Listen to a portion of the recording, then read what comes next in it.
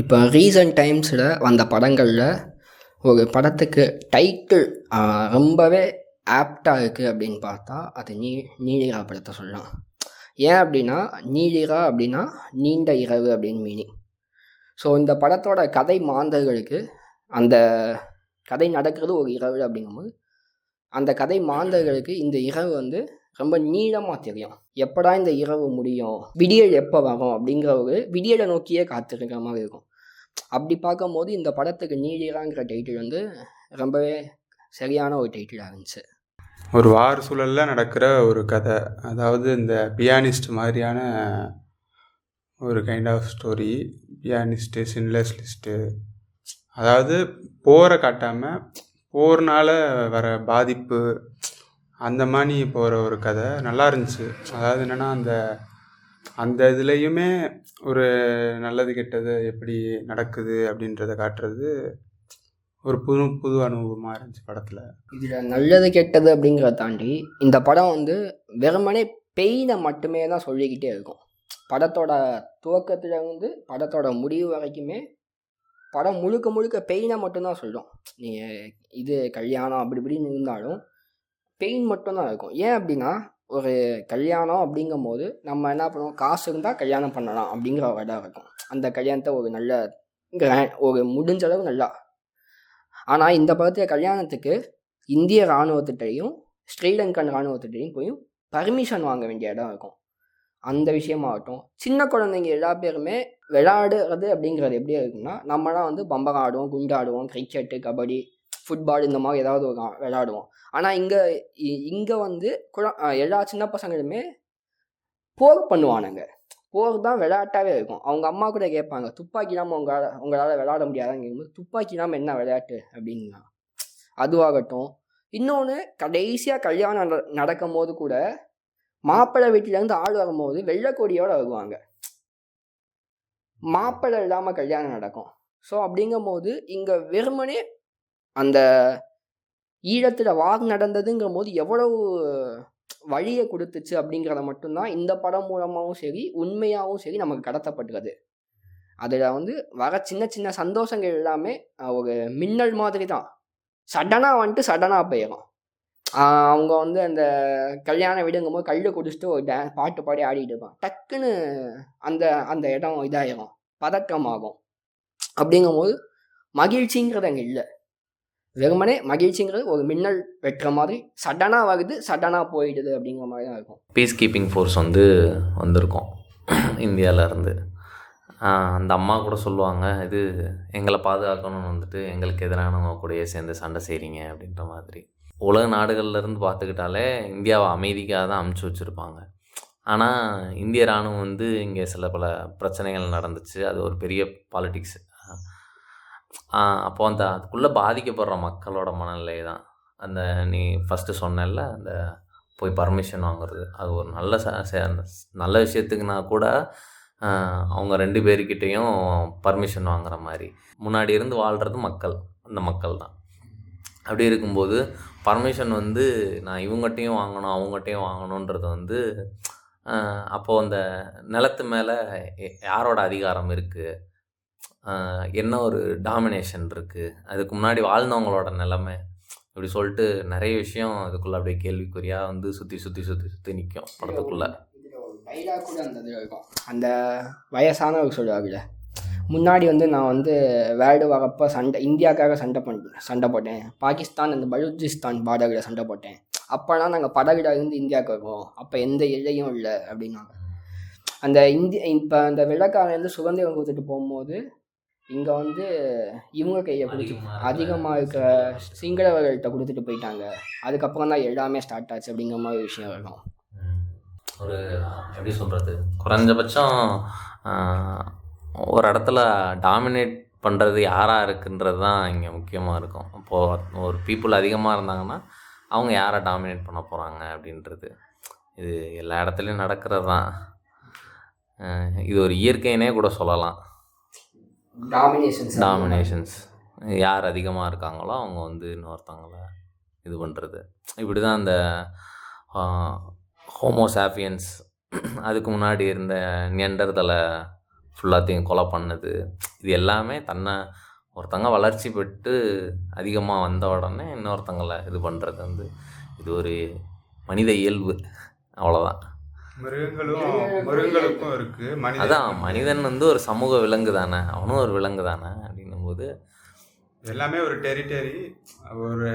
ஒரு நாய்கள் அதிகமாக இருக்கிற ஏரியாவில் ஒரு பூனையால் வாழ முடியாது. இந்த மாதிரி அது ஒரு மிருகங்கள் அமைச்சுக்கிச்சு, அந்த மாதிரி தான் மனுஷனும் அமைச்சுக்கிறான். நம்மளும் ஒரு விலங்கு தான். அதனால் அந்த மாதிரி இந்த படம் வந்து இந்த மாதிரியான எப்படி சொல்கிறது, ஒரு பெரிய ஒரு சிக்கல்களுக்கு இடையில பேசப்படுற மாதிரி இருந்துச்சு. தமிழ் சினிமாவில் இந்த மாதிரி வந்திருக்கு. ஆனால் அது எதை பற்றி பேசுதுன்னா, ஒரு போர் சூழலில் இருக்கிற குடும்பத்தை பற்றி பேசிச்சு. இப்போ தான் தடவையாக அந்த இந்திய இராணுவ சம்மந்தமாகவும் இந்த கதைக்குள்ளே பேசுகிற மாதிரி நான் இந்த படத்தில் பார்த்த ஒரு விஷயம். இன்னொன்று, இந்த படத்தில் வந்து ஒரு காடா ரெஃபரன்ஸ் மாதிரி ஒரு சீன் ஒன்று இருக்கும். என்னன்னா, இப்போ வந்து காடா படத்தில் வந்து அவர் வில்லன் பேர் என்னது, அவர் வந்து காடா வீட்டுக்காக தண்ணி குடிக்க மாட்டார். அதே மாதிரியான ஒரு சீன் இந்த படத்தில் இருக்கும். என்ன அப்படின்னா, இது போராளிகள் வந்து பயிற்சி பண்ணிட்டு அந்த கல்யாணத்தில் வந்து சாப்பாடு இருக்கான்னு கேட்டு சாப்பாடு வாங்கிட்டு போவாங்க. இந்திய ராணுவம் அந்த வீட்டுக்கு வரும்போது கதவை தட்டி கேட்கும், உப்பு மசால் பொடி இதெல்லாம் இருந்தால் கொடுங்க அப்படின்னு. சாப்பாடு இருக்குது சாப்பிட்றீங்களான்னு கேட்கும்போது அதெல்லாம் வேணாம், கேட்டதை மட்டும் கொடுங்கன்னு. அது ஒரு இது ரொம்ப சிக்கலான ஒரு விஷயத்த மாதிரி இருந்துச்சு. அது வந்து எப்படின்னா சேஃப்டி பர்பஸ், சேஃப்டி பர்பஸ், அவங்களும் சேஃப்டி பர்பஸ் அப்படிங்கிற ஒரு விஷயம் இருந்திருக்காங்க. போராளிகளுக்கும் இருந்திருக்கணும். அது தமிழ் ஃபேமிலிங்கிறனால என்னன்னா, தமிழ் ஃபேமிலி அப்படிங்கும் போது போராளிகள் வந்து அவங்கள நம்புவாங்க. ஆனால் காப்பாற்ற வந்த இவங்களுக்காக வந்த இந்தியர்கள் வந்து இந்திய ராணுவம் வந்து அவங்க நம்ப தயாராக இல்லை, யாரையுமே நம்ப தயாராக இல்லை. நம்பவும் முடியாது அந்த இடத்துல. நம்பவும் முடியாது, ஏன்னா அவங்க இருக்கிறது அவங்க கண்ட்ரியில் இல்லை, இந்திய இராணுவம்னு அவங்க கண்ட்ரிலையும் இல்லை. அப்படின்றப்ப எப்படி ஒரு பீஸ் கீப்பிங் ஃபோர்ஸ் தான், சிங்கள வீடோ தமிழ் வீடோ போய் கேட்க முடியாது. நம்ம போயிட்டு சாப்பாடு கொடுங்க அப்படின்னா என்னத்தையும் கலந்து வச்சுட்டு கொடுத்தா ரிஸ்க்கு தான். ஸோ அதனால் எப்பயுமே இந்த மாதிரி ஆர்மிக்காரங்க வந்து இதெல்லாம் ஃபாலோ பண்ண தான் செய்வாங்க. இது எல்லா ஆர்மிக்குமே ஒரு ஃபுட்டுன்றது அவங்க வந்து வெளியே எடுத்துக்க மாட்டாங்க. அவங்களுக்கு என்ன ஃபுட்டு இதோ அதுதான் இருக்குது. நீங்கள் டியூட்டிலே பார்த்தீங்க, போலீஸ்லேயே நான் கேள்விப்படுறேன் இந்த மாதிரி டியூட்டி டயத்தில் வெளியில் சாப்பிடக்கூடாது அப்படின்றது இருக்க தான் செய்யுது. ஆனால் அதை யாரும் ஃபாலோ பண்ணுறதில்ல போலீஸ் சைடில், அது கிடையாது. இது என்னன்னா, அவங்கள பொறுத்தளவில் இந்த ரிபல்ஸ் வந்து ஒரு கவர்மெண்ட்டை எதிர்க்குன்னும் போது ஒரு கவர்மெண்ட் இன்னொரு கவர்மெண்ட்டுக்கு சப்போர்ட் தான் பண்ணும். அது மாதிரி அந்த கவர்மெண்ட் வந்து இந்த கவர்மெண்ட்டை காப்பாற்றுறதுக்காக அங்கே இருக்கிற போராளிகள் எதிர்த்து நிற்கிற மாதிரி இது தெரிஞ்சிச்சு. அதனால தான் அந்த ஒரு உப்பு தண்ணி மிளகாப்பொடி கூட அது மட்டும் கொடுங்க, சாப்பாடு படத்தில் அந்த இதை வச்செல்லாம் மூடி வச்சுருப்பாங்க, அந்த கதவு கூட மூடி இருக்கும். அப்போ தான் அந்த ஃபஸ்ட்டு அந்த கதவை திறக்கும்போது அந்த பொண்ணு பித்து பிடிச்சி இந்த வீட்டுக்குள்ளே ஒரு பொண்ணு இருக்குது அப்படின்றதே தெரிய வந்தது. அப்போது அந்த பொண்ணு எதனால் பித்து பிடிச்சா அப்படின்றது வந்து அந்த ஸ்க்ரீன் அப்படியே நகர்த்தி ஒவ்வொன்றா சின்னதாக காட்டிட்டு அந்த ஆடியோவெல்லாம் ப்ளே ஆகிட்டே இருக்கும். அப்போது வந்து அந்த டெத்தஸ்கோப் வச்சுருப்பா, தொங்க விட்டுருப்பா. அந்த ஃபிடல் காஸ்ட்ரோ அப்படின்ற பையன்தான் கடைசி அந்த இதுவாக மாறி இருப்பான், ரெபலாக மாறி இருப்பான். அவன் கூட சொல்லுவான், எனக்கு இந்த டெதஸ்கோப்பை போட்டுட்டு அந்த வாரை பார்க்கும்போது கொடூரமாக இருந்துச்சு அப்படின்னும்போது, இங்கே டெதஸ்கோப் காப்பாற்ற போகிறதில்ல, என்னோடய துவக்கு தான் காப்பாற்ற போகுதுன்னு சொல்லிட்டு அதனால துவக்கு எடுத்தேன்னு சொல்லிட்டு அவன்கிட்ட பேசிகிட்டு இருப்பான், அந்த சோல்ஜர்கிட்ட பேசிகிட்டு இருப்பான், இந்தியன் ஆர்மி சோல்ஜர்கிட்ட. அப்போது இது வந்து அவன் ஏன் அந்த இடத்துக்கு போனான், ஒரு போராளியாக மாறினான்றது வந்து எப்படின்னா, அவனோட அடிப்படையாகவே அவன் பாதிக்கப்பட்ட ஒரு விஷயமா இருக்கும். அவன் வந்து எப்படி சொல்கிறது, தன்னோட ஆதிக்கத்தை நிலைநாட்டுறதுக்காக அந்த இதுக்குள்ளே போயிருக்க மாட்டான். அவனுக்கான ஒரு இருத்தல் தேவைப்படும்.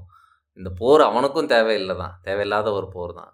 அப்போது தன்னை காப்பாற்றிக்கணும், தன்னோட கூடி வாழ்கிற மக்களை காப்பாற்றணும். அப்படி இருந்தால் எப்படி சொல்கிறது, இந்த போருக்கு அடுத்த ஒரு வாழ்க்கை அவனோட எய்மாவே அந்த ஒரு விஷயமா இருக்கும். இந்த போருக்கு அடுத்த ஒரு வாழ்க்கை தான் எல்லா ரெபல்ஸுக்குமே இருக்கிற ஒரு விஷயம். போருக்கு அப்புறம் இருக்கிற ஒரு அமைதியான வாழ்க்கை. அதுதான் அவனை போய் அந்த ஒரு ரெபலாகவே தள்ளி இருக்கும். நீ என்ன படித்து பெரிய டாக்டராக இருந்தால் கூட என்னோட அடுத்த வாழ்க்கை, என்னோட ஃப்யூச்சர் தானே என்னோட கரண்ட்டை டிசைட் பண்ண போகுது அப்படின்னு. கரண்ட் தான் ஃப்யூச்சரை டிசைட் பண்ண போகும்.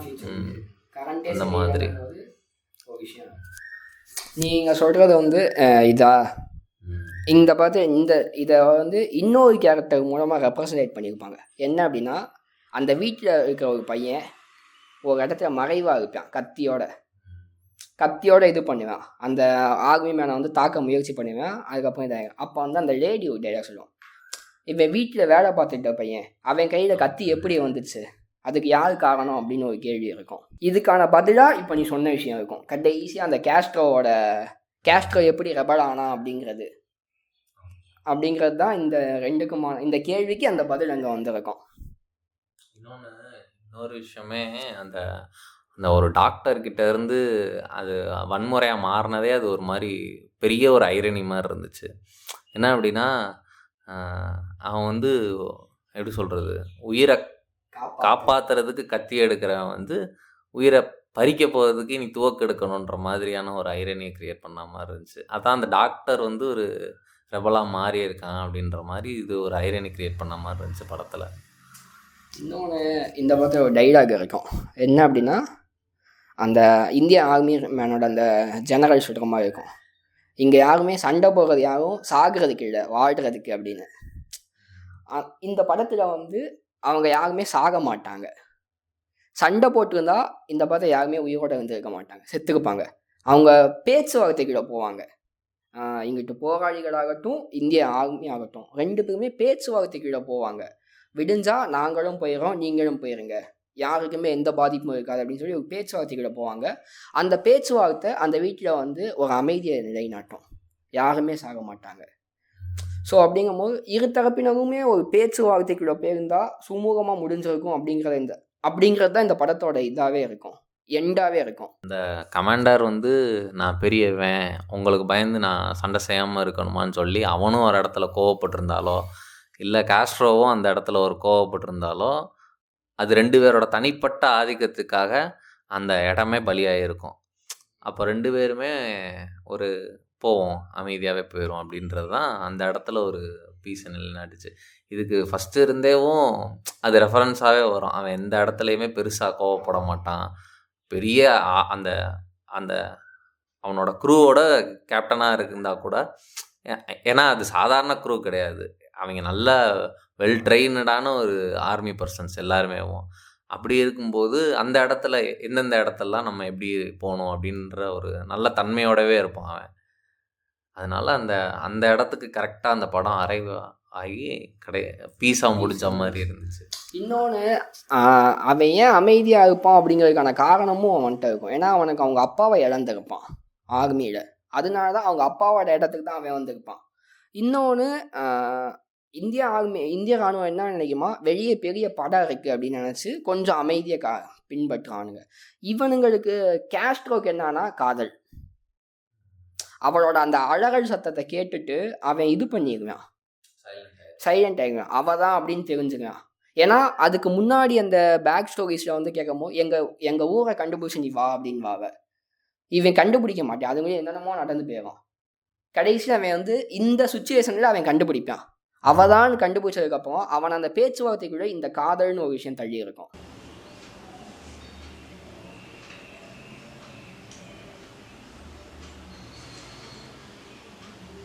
ஒரு சில படங்கள் வந்து திருப்பி பார்க்கக்கூடாது அப்படின்னு சொல்லிட்டு சில படங்கள்லாம் வச்சுருப்பேன். அதில் வந்து இந்த படம் வந்து பெருசாக எந்த ஒரு வன்முறையும் காட்டலை செய்யலை இருந்தால் கூட இது ஒரு மாதிரி எமோஷ்னலான படம் தான். ஏன்னா அந்த படம் அந்த இடத்துல முடியலை, இது ஒரு அமைதியாக அந்த படம் ஒரு முடிஞ்சிருச்சுன்னு பார்த்தா கூட அந்த இடத்துல அந்த படம் முடியலை.